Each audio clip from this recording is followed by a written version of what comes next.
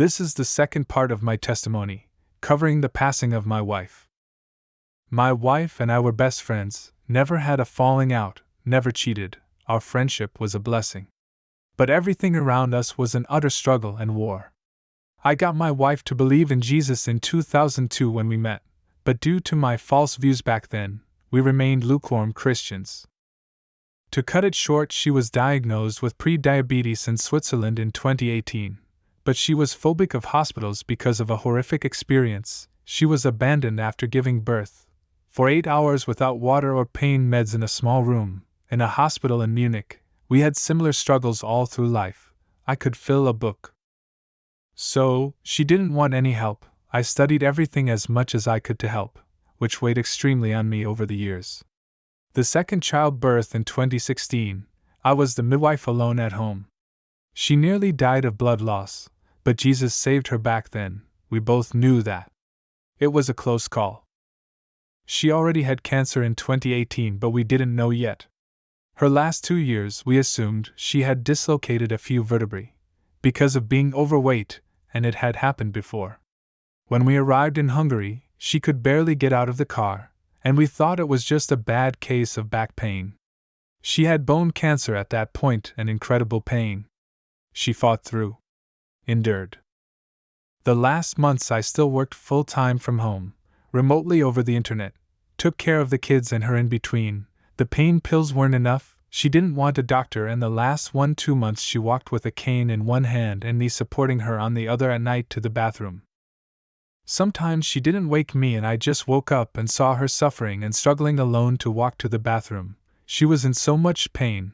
I begged Jesus to help. I cried in my pillow. My heart felt pierced with swords.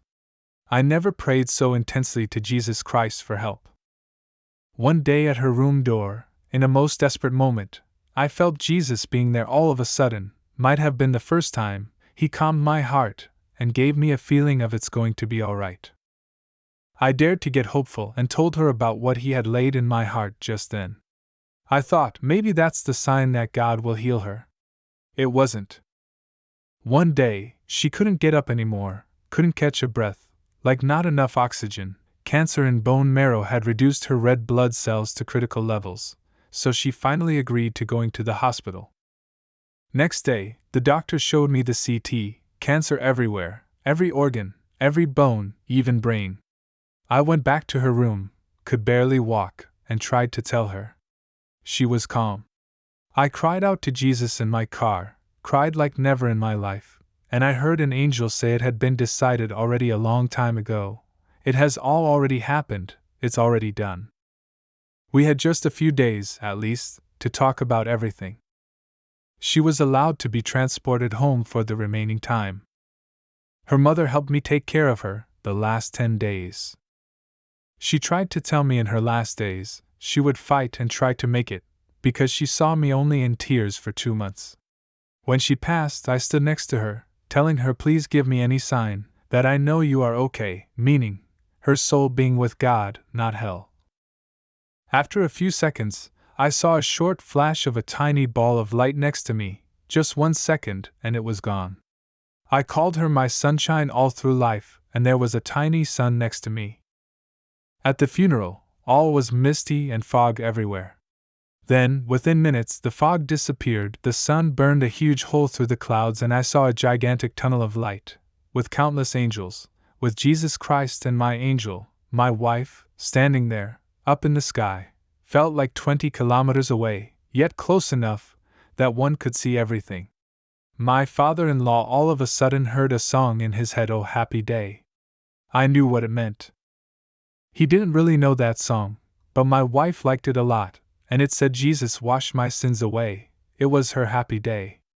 I miss her so much, but my heart is full of joy at the same time, because she is with our wonderful Lord Jesus Christ, in His arms. Her gravestone says, Geborgen in Jesus. Unfortunately, there is no direct good translation, only approximations for it, so translated, there's no beauty in it, but in German it is quite fitting. You could say held and comforted in Jesus. I struggled very hard the first 12-16 months. I was angry at people, at myself, even at God secretly. I tried to hide it. She was not just anyone, not some wife, she really was one joined heart with me. What I wouldn't give to hold her in my arms just a few minutes. Over time, I had learned what I had done in the past, how severe my sins were that I committed. See first testimony video. God showed me more and more, and I began to understand what a fool I was, how wrong I had been. There's a lot more, of course, details that make clear why this actually was the best for everyone, and I was the last person to want to hear that, but it's true. This is just the short version. I tried to focus on the errors and the blessings. I had years that had a lot of parallels to the movie The Sixth Sense. I could fill books with it. But honestly, I don't want anything anymore, except from Jesus and reading the Bible. I don't want to do any more mistakes like that. Thanks to God, I had found the videos of Randy K., all those testimonies of people experiencing heaven and hell and giving account of what they saw. So, she gave her heart to Jesus in time, before it was too late. Afterwards, I found the ministry Bold Existence and other ones later, and I'm a completely different person now, only by the grace of Jesus Christ. By the grace of Jesus Christ alone.